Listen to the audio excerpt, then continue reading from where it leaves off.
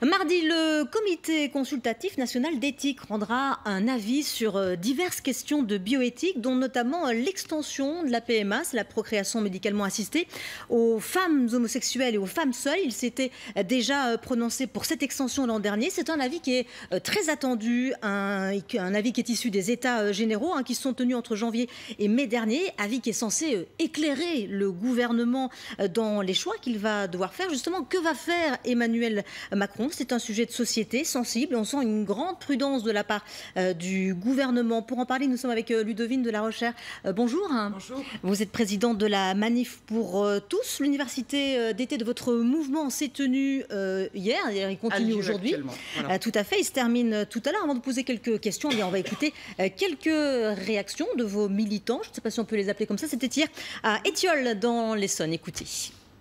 Je vois qu'il y a déjà tellement de familles monoparentales qui ont du mal à élever leurs enfants que de proposer aux femmes seules d'avoir des enfants alors qu'il y a aussi des enfants à adopter, je ne comprends pas. J'avoue que vraiment je ne comprends pas le pourquoi. Le moment qu'on vit est capital parce que là on va balancer vers une autre forme de procréation qui va effacer le rôle du père et qui va marchandiser l'enfant. Il est fort possible effectivement qu'on redescende dans la rue parce que on est dans un bras de fer. On est très conscient de cela. Donc notre capacité de mobilisation elle est toujours intacte et on est prêt à y aller sans aucun problème. Voilà, fort possible de redescendre dans la rue. Vous n'êtes pas encore tout à fait décidé. Vous allez voir ce qui va se passer. Alors écoutez, pour le moment, on ne connaît pas le contenu du futur projet de loi de révision dans le domaine de la bioéthique. Emmanuel Macron a donné à plusieurs reprises son avis personnel. Il a toujours précisé que c'était personnel, donc avis favorable. Mais il a toujours conditionné, systématiquement, il a dit qu'il souhaitait des débats favorables et qu'il souhaitait un large consensus.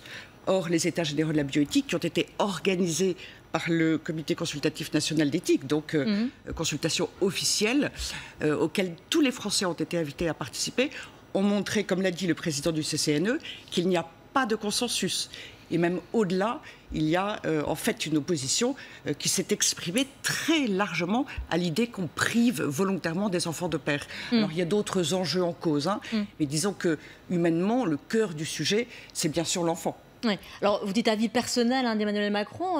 Amélie, c'est une promesse de campagne, l'extension de la PMA? Oui, il l'avait fait savoir lors de la campagne, dans un entretien au magazine Causeur, qu'il voulait que la PMA ne soit pas ouverte aux couples de femmes seules et de femmes, que ce ne soit pas une discrimination intolérable. Bref, il s'est dit en faveur de... Non ? Il s'est dit personnellement en faveur, mais il a toujours conditionné. Par exemple, j'ai Tétu sous les yeux, et il dit bien, si un tel débat aboutit favorablement, je légaliserai la PMA. Et en fait, on retrouve à chaque fois cette précision, cette condition importante qui est posée. Nous venons de faire un sondage par l'Institut IFOP, qui travaille souvent et régulièrement sur ces questions.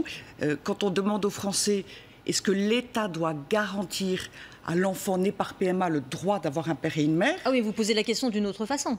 Est-ce que l'État doit garantir à l'enfant né par PMA le droit d'avoir un père et une mère? C'est la question qui nous est posée à tous. 82% des Français répondent oui. Ce qu'on a retrouvé dans les États généraux de la bioéthique, et j'ajoute que cette proportion de 82%, elle était de 64% en janvier 2018. Et donc vous voyez cet attachement des Français aux droits de l'enfant, il a encore très largement grandi, plus 18 points entre janvier et maintenant. Olivier ? Oui, alors, sauf erreur de ma part, Emmanuel Macron n'a pas mentionné la PMA dans ses promesses de campagne. Il a dit qu'il était favorable à titre personnel, en effet, mais il n'a pas indiqué comme étant quelque chose qu'il avait l'intention absolument de réaliser. Alors c'est vrai qu'il, pour des raisons politiques également, et peut-être aussi de conviction éthique, je ne sais pas, il veut surtout pas revivre ce que François Hollande a vécu au moment du mariage pour tous. Maintenant, il y a eu aussi d'autres sondages qui n'allaient pas tout à fait dans le même sens, qui semblaient montrer qu'il y avait tout de même une majorité pas très importante, de l'ordre de 60%, qui était plutôt favorable à l'instauration de la PMA. Parce qu'on voit bien que Et finalement, on est traversé par des idées tout à fait contradictoires et des sentiments tout à fait contradictoires. Il y a les arguments qui sont les vôtres, qui sont souvent des arguments éthiques et qui méritent une très profonde attention, évidemment. Mais il y a aussi le fait qu'on peut remarquer que les couples homosexuels, lorsqu'ils ont des enfants, les entourent d'une affection profonde tout aussi forte que celle des couples hétérosexuels. Et par conséquent, d'ailleurs, le Conseil d'État, dans son arrêt, dans sa recommandation, a indiqué qu'à son avis, il n'y avait pas de preuves scientifiques qu'il y avait un préjudice pour l'enfant lorsqu'il n'était pas élevé à la fois par une femme et par un homme. Bon, alors, tout ça est très compliqué. Pour reprendre sur les sondages, en fait, l'IFOP explique, parce qu'en effet, c'est l'IFOP qui a fait faire différents sondages qui peuvent paraître contradictoires. En fait, l'IFOP explique, enfin, d'après l'IFOP, il y a à peu près 40% des Français, c'est un peu fluctuant, mais disons 40% des Français qui seraient plutôt favorables, 40% des Français qui sont véritablement opposés, et puis 20% qui ne savent pas vraiment, ça dépend comment la question est posée. Voilà. Donc on est quand même moins de vos 82%. Non mais justement, quand on dit aux Français, est-ce que vous êtes pour un nouveau droit, spontanément on est tous d'ailleurs pour un nouveau droit. Quand vous dites aux Français, ben voilà, PMA pour l'enfant avec ou sans papa, on prive volontairement, dans ce contexte femme seule, couple de femmes, un enfant de papa, c'est quand même la question posée, centrale. L'enfant né de cette PMA, il est le premier concerné. Et là, effectivement, les gens réalisent. Mais est-ce que ça ne traduit pas plus que finalement des questions éthiques? Est-ce que ça ne traduit pas aussi un premier réflexe?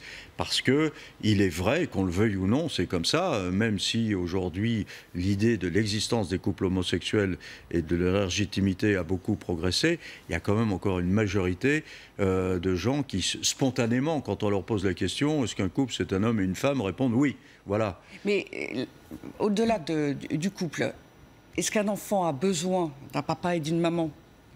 Et justement, sur les preuves scientifiques dont il parlait, absence de preuves scientifiques, effectivement, il y aura des incidences sur l'enfant plus tard.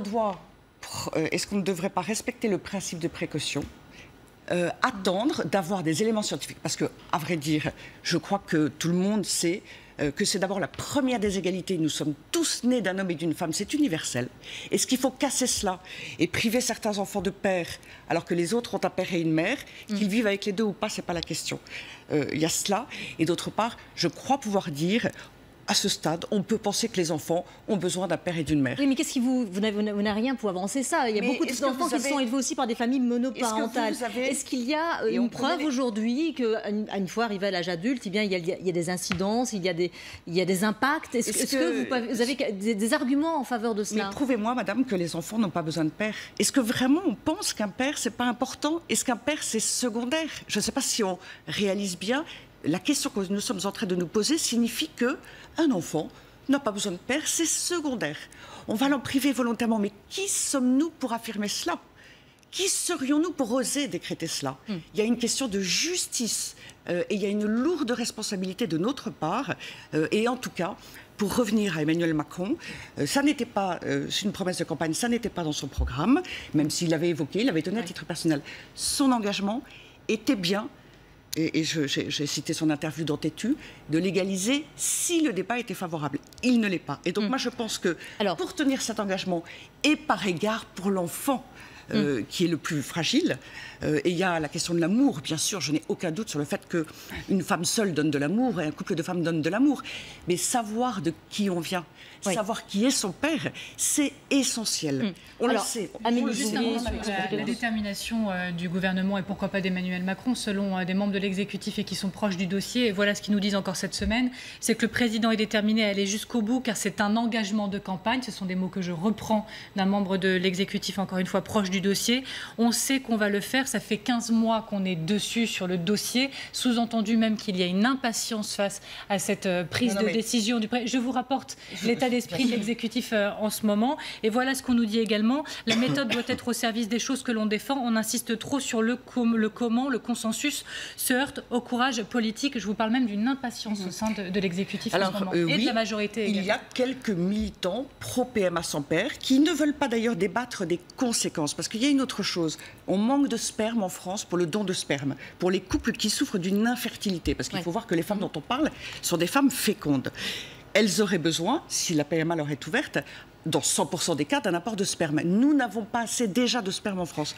Donc se pose la rémunération, et elle a été posée par le CCNE de la rémunération. À ce que je viens de dire, c'est-à-dire cette détermination de l'exécutif pour une grande partie d'avancer maintenant et de dire qu'ils auront au bout mais donc se pose aussi la question de la marchandisation de l'humain. Ça nous concerne tous.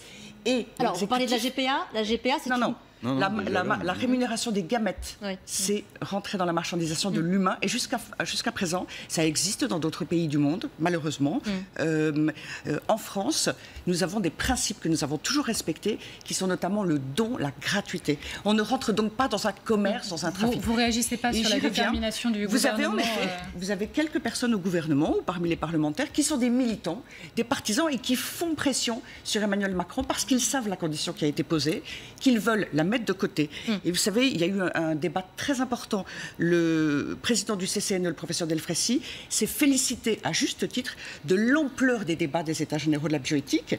Alors attendez, il y aurait eu un grand débat apaisé qui s'est très bien passé, et on mépriserait le débat.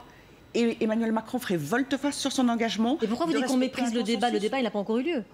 Le débat, il a eu lieu dans les États généraux de la bioéthique, pardonnez-moi, dans le peuple français, dans l'opinion publique française. Tous ceux qui ont voulu participer au débat, l'opinion publique, je crois, a été interrogée largement. On sait qu'il n'y a pas consensus. Et le professeur Delfraissy l'a reconnu lui-même. Et mardi, qu'est-ce que vous allez faire mardi? Je propose au moins qu'Emmanuel Macron reporte ce débat. Pour le moment, et 56% des Français pensent qu'il faut le reporter parce qu'il diviserait inutilement les Français. En tout cas, mardi, qu'est-ce que vous allez faire? Vous êtes présent? Vous êtes mobilisé mardi pour la remise de cet avis avec vos militants? Vous serez quelque part? Alors, nous serons présents en signe de vigilance, simplement, à 19h mardi, en fin de journée, pour réagir à l'avis du CCNE. Mais voilà, c'est simplement un signe de vigilance. Parce que malgré tout, le comité consultatif d'éthique n'est que consultatif. Et de fait, dans les avis qui ont été rendus dans le Conseil d'État, en réalité, ils ont tous évoqué les conséquences. Tous. Alors maintenant, il faut les prendre en compte et en tirer les conséquences. Il faut en tirer les leçons. Et ce comité s'est déjà prononcé donc pour cette extension l'an dernier. S'il se prononce de nouveau pour cette extension, est-ce que vous allez appeler de nouveau à mobiliser vos troupes dans la rue? Ce n'est pas le CCNE qui est le décideur. Il est le consultatif, et le politique n'a pas à s'en remettre à un comité consultatif. Il doit assumer ses responsabilités. Et encore une fois, Emmanuel Macron a pris l'engagement de rassembler aussi les Français. Il a beaucoup insisté pendant toute sa campagne sur le fait qu'il voulait rassembler les Français. Donc ne les divisons pas inutilement et posons-nous des questions sur ce que nous voulons pour demain. Respecter les droits de l'enfant, éviter la marchandisation de l'humain, éviter aussi que la médecine serve de prestation de service. Les médecins ne sont pas des prestataires de services. Ils sont là pour traiter, pour soigner les maladies, pour prévenir les maladies. Ils n'ont pas tous le même discours que vous, les médecins. Mais pardon, un certain nombre de scientifiques de renom, dont ceux qui sont considérés comme les pères de la PMA, et je pense à Jacques Testard, ont exprimé leur opposition. Et par ailleurs, un certain nombre de médecins également. Il y a eu un manifeste des médecins et le Conseil de l'Ordre qui n'a pas dit qu'il fallait y aller, qui a dit qu'il ne s'opposerait pas forcément. Il a, un peu comme le Conseil d'État, rien n'y oblige, rien ne l'empêche, mais rien n'y oblige. Ils n'ont pas tranché, et pardonnez-moi, le Conseil de l'Ordre n'a pas consulté les médecins. Donc il a émis un avis, le responsable de la section éthique, il a émis un avis qui est plus un avis personnel ou de quelques membres du bureau. Ils n'ont pas consulté les médecins. Et je crois qu'ils reçoivent beaucoup de courriers. Il le dit. Vous l'avez dit, effectivement, c'est un enjeu éthique, et je pense que voilà, on n'a pas, en tous les cas ici, les compétences pour déterminer ce qui est bien ou ce qui est mal. Mais je ne voudrais pas que ce débat se clôture sans qu'on aborde ce point-là, qui est un peu plus sous-jacent, parce que vous savez que j'étudie toujours un peu les représentations, les inconscients collectifs, les imaginaires. Et ce que je trouve parfois un peu étonnant, ou en tous les cas qui doit nous interpeller, c'est que dans les types de discours contre la PMA, finalement, il y a quand même une stigmatisation aussi de la femme seule, la femme solitaire. Alors, je tiens juste à rappeler que ça ne date pas d'aujourd'hui. Avant, on appelait ça des sorcières. Mais est-ce qu'aujourd'hui, finalement, est-ce que les femmes doivent être les premières à payer le coût d'études qui sont plus longues, le coût d'une vie qui est très différente, voilà. Et j'entends qu'effectivement, il y a toute cette question de la psychologie, le bien-être de l'enfant, etc.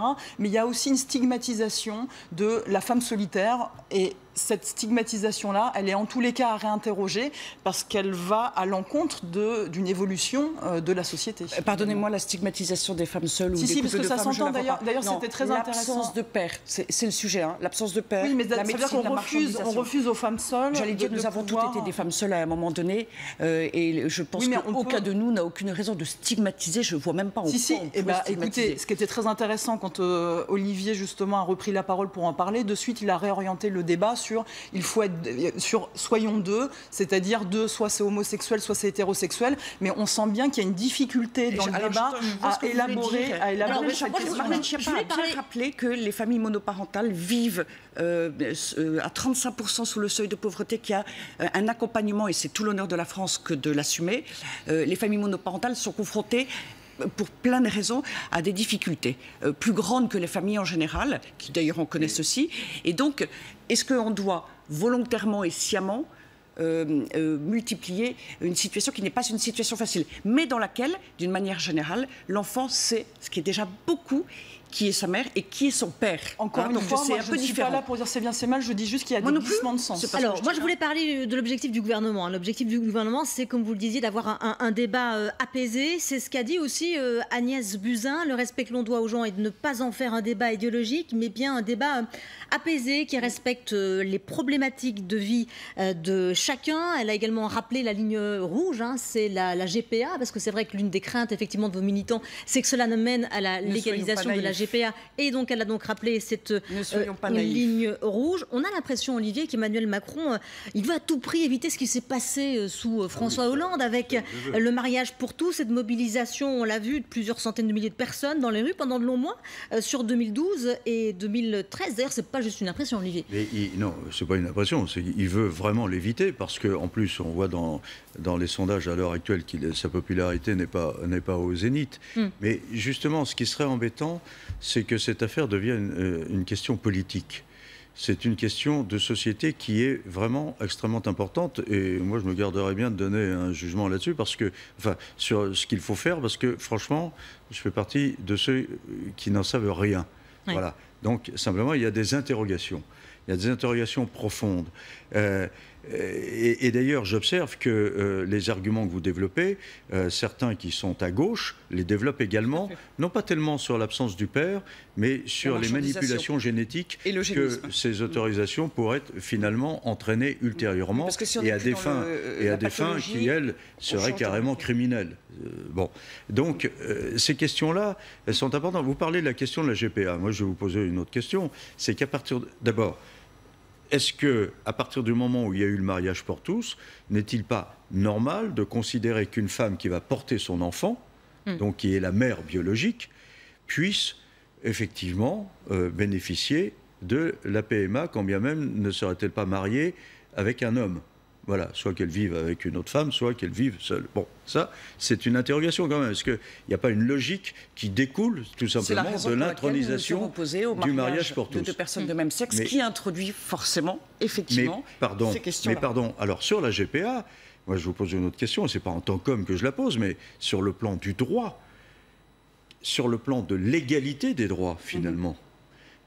Pourquoi interdirait-on à un homme de ne pas bénéficier de la GPA, c'est-à-dire donc de demander à une femme de porter son futur enfant, quand bien même il n'est pas marié avec elle et quand bien même il n'a aucune intention de vivre avec elle, alors qu'on autoriserait une femme à porter un enfant qui a été conçu grâce à un homme avec lequel elle ne vit pas et avec lequel elle ne vivra jamais. Oui, mais c'est une question de droit qui sera immédiatement posée après l'intronisation de la PMA. Je voudrais juste conclure peut-être, Amélie, sur effectivement la position d'Emmanuel Macron qui marche un peu sur des œufs, sur ces thèmes-là qui sont très sensibles. Il est factuellement vrai de dire qu'il fait beaucoup plus prudent sur ce sujet dans sa volonté de réformer qu'il ne l'est sur d'autres sujets. Vous précisiez cette question de l'engagement.